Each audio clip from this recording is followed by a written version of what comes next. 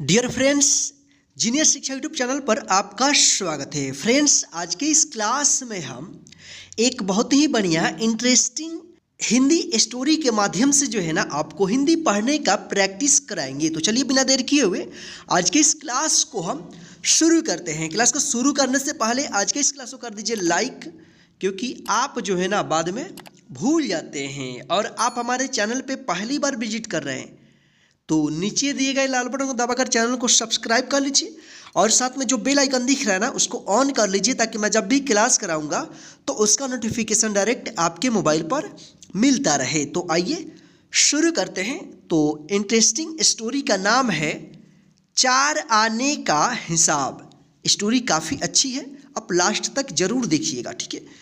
और आप जो है ना प्रत्येक वर्ड्स को ध्यान से देखिएगा, ताकि आपको जो है ना हिंदी पढ़ने के साथ साथ हिंदी लिखने का भी प्रैक्टिस हो जाए। तो आइए यहाँ पे शुरू करते हैं।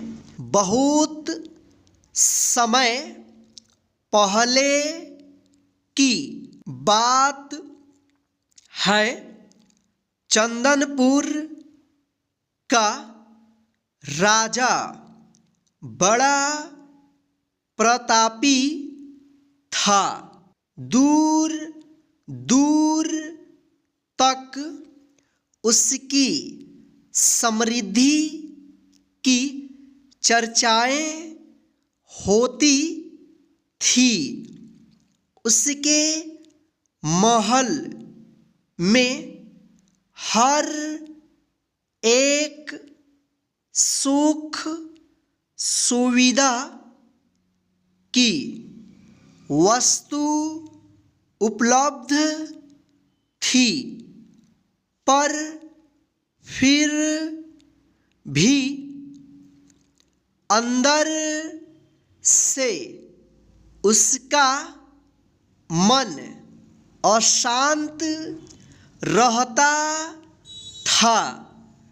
उसने कई ज्योतिषियों और पंडितों से इसका कारण जानना चाहा। बहुत से विद्वानों से मिला, किसी ने कोई अंगूठी पहनाई तो किसी ने यज्ञ कराए, पर फिर भी राजा का दुख दूर नहीं हुआ। उसे शांति नहीं मिली।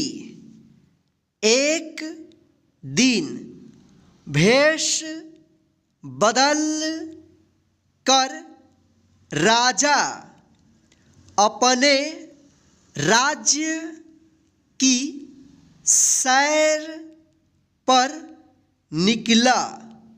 घूमते घूमते वह एक खेत के निकट से गुजरा। तभी उसकी नजर एक किसान पर पड़ी। किसान ने फटे पुराने वस्त्र धारण कर रखे थे और वह पेड़ की छांव में बैठ कर भोजन कर रहा था। किसान के वस्त्र देख राजा के मन में आया कि वह किसान को कुछ स्वर्ण मुद्राएं दे दे ताकि उसके जीवन में कुछ खुशियाँ आ पाए। राजा किसान के सम्मुख जा कर बोला, मैं एक राहगीर हूँ, मुझे तुम्हारे खेत पर ये 4 स्वर्ण मुद्राएं गिरी मिली चूंकि यह खेत तुम्हारा है, इसलिए ये मुद्राएं तुम ही रख लो। किसान, ना ना सेठ जी, ये मुद्राएं मेरी नहीं है, इसे आप ही रखें या किसी और को दान कर दें, मुझे इनकी कोई आवश्यकता नहीं। किसान की यह प्रतिक्रिया राजा को बड़ी अजीब लगी। वह बोला, धन की आवश्यकता किसे नहीं होती, भला आप लक्ष्मी को ना कैसे कर सकते हैं। सेठ जी, मैं रोज 4 आने कमा लेता हूँ और उतने में ही प्रसन्न रहता हूँ। किसान बोला, क्या आप सिर्फ 4 आने की कमाई करते हैं और उतने में ही प्रसन्न रहते हैं? यह कैसे संभव है? राजा ने अचरज से पूछा। सेठ जी, किसान बोला, प्रसन्नता इस बात पर निर्भर नहीं करती कि आप कितना कमाते हैं या आपके पास कितना धन है। प्रसन्नता उस धन के प्रयोग पर निर्भर करती है। तो तुम इन 4 आने का क्या क्या कर लेते हो? राजा ने उपहास के लहजे में प्रश्न किया। किसान भी बेकार की बहस में नहीं पड़ना चाहता था। उसने आगे बढ़ते हुए उत्तर दिया, इन 4 आनों में से एक मैं कुएं में डाल देता हूँ, दूसरे से कर्ज चुका देता हूँ, तीसरा उधार में दे देता हूँ और चौथा मिट्टी में गाड़ देता हूँ। राजा सोचने लगा, उसे यह उत्तर समझ नहीं आया। वह किसान से इसका अर्थ पूछना चाहता था, पर वो जा चुका था।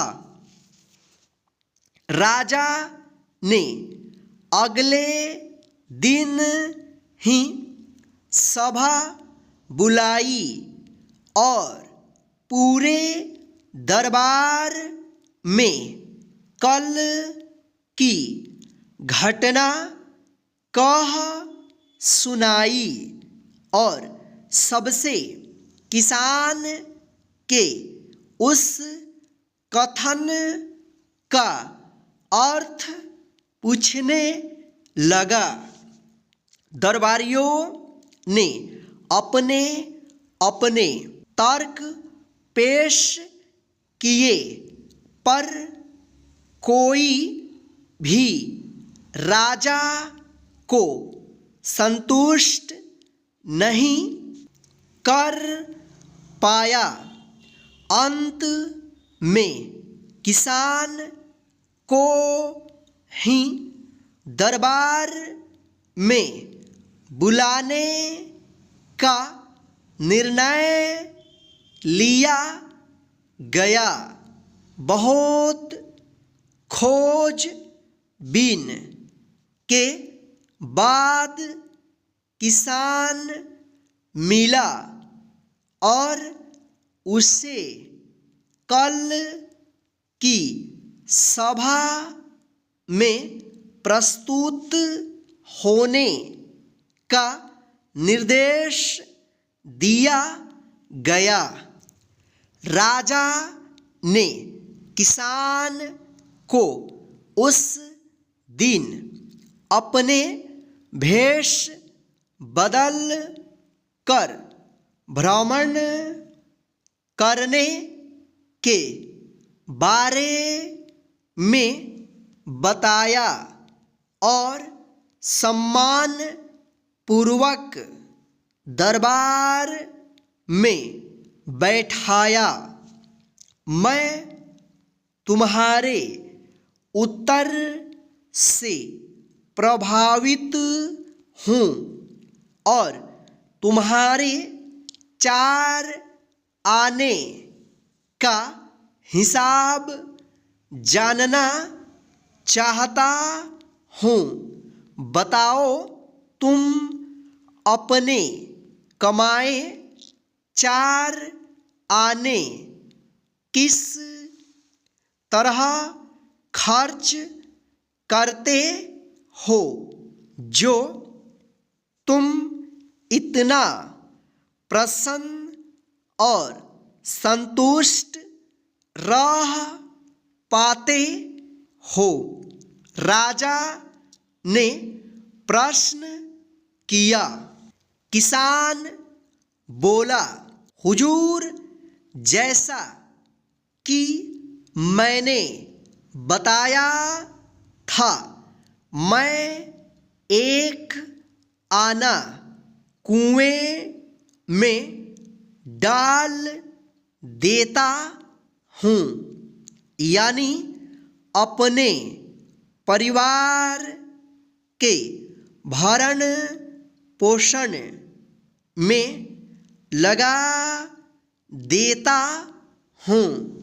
दूसरे से मैं कर्ज चुकाता हूँ, यानी इसे मैं अपने वृद्ध माँ बाप की सेवा में लगा देता हूँ। तीसरा, मैं उधार दे देता हूँ, यानी अपने बच्चों की शिक्षा दीक्षा में लगा देता हूँ। और चौथा, मैं मिट्टी में गाड़ देता हूँ, यानी मैं एक पैसे की बचत कर लेता हूँ ताकि समय आने पर मुझे किसी से मांगना ना पड़े। और मैं इसे धार्मिक, सामाजिक या अन्य आवश्यक कार्यों में लगा सकूं। राजा को अब किसान की बात समझ आ चुकी थी। राजा की समस्या का समाधान हो चुका था। वह जान चुका था कि यदि उसे प्रसन्न एवं संतुष्ट रहना है तो उसे भी अपने अर्जित किए धन का सही सही उपयोग करना होगा। मित्रों, देखा जाए तो पहले की अपेक्षा लोगों की आमदनी बढ़ी है, पर क्या उसी अनुपात में हमारी प्रसन्नता भी बढ़ी है? पैसों के मामलों में हम कहीं न कहीं गलती कर रहे हैं। लाइफ को बैलेंस्ड बनाना जरूरी है और इसके लिए हमें अपनी आमदनी और उसके इस्तेमाल पर जरूर गौर करना चाहिए। नहीं तो भले हम लाखों रुपए कमा लें पर फिर भी प्रसन्न एवं संतुष्ट नहीं रह पाएंगे। तो फ्रेंड्स, आज के इस इंटरेस्टिंग स्टोरी में बस इतना ही। आज का स्टोरी आपको कैसा लगा है प्लीज़ हमें कमेंट करके ज़रूर बताइएगा। और आज के इस क्लास को अपने सभी फ्रेंड्स को शेयर कर दीजिए ताकि वे भी घर बैठे आसानी से इस क्लास के माध्यम से हिंदी पढ़ने का प्रैक्टिस करते रहें। जय हिंद। फिर मिलते हैं नेक्स्ट हिंदी रीडिंग प्रैक्टिस के क्लास में एक न्यू स्टोरी के साथ।